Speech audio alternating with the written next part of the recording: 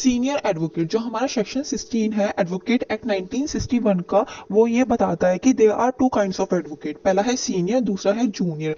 जो जूनियर है उसको हम अदर एडवोकेट भी कह सकते हैं। जो सीनियर एडवोकेट होते हैं वो ज्यादा अच्छा रोल प्ले करते हैं in the field of law और इनको बहुत सारी नॉलेज होती है लॉ की। जो सीनियर एडवोकेट होते हैं उनका एक बहुत ज्यादा अच्छा कॉन्ट्रीब्यूशन होता है in the principle of the rule of the law. अगर बात करते हैं कि how to become a senior advocate, जो हमारा सेक्शन 16 है उसका sub clause 2 of the advocate act 1961 और हमारा रूल 2 का clause A of the order of the supreme court rules 1961 provide करते हैं कुछ guidelines to be become a senior advocate.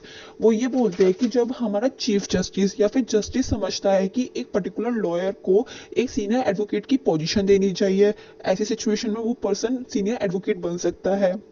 या फिर जब किसी पर्सन के पास बहुत सारी नॉलेज वगैरह होती है लॉ की तब वो बन सकता है। या फिर उसका कंसेंट होना चाहिए कि हाँ भी उसको एक सीनियर एडवोकेट बनना है जब बन सकता है। या फिर जब भी उसका सिलेक्शन होगा किसी पर्सन का सीनियर एडवोकेट का, सबसे पहले उसका ये देखा जाएगा कि उसकी नॉलेज क्या है in the area of law, कि वो अच्छी खासी नॉलेज रखता है लॉ में या फिर नहीं। चीफ जस्टिस और अदर जस्टिस किसी भी पर्सन को एडवोकेट से सीनियर एडवोकेट अपॉइंट करने से पहले तीन चीजें देखेंगे। सबसे पहले तो देखेंगे कि वो जो एडवोकेट है उसकी क्या क्या नॉलेज है लॉ में, फिर उसका कंसेंट देखेंगे और फिर उसका एक्सपीरियंस देखेगा। इन तीनों चीज देखेंगे, अगर ये तीनों चीज वो फिट करती है उस पर्टिकुलर पर्सन में तो वो चीफ जस्टिस और अदर जस्टिस उस पर्टिकुलर लॉयर को एक सीनियर एडवोकेट बना सकते हैं।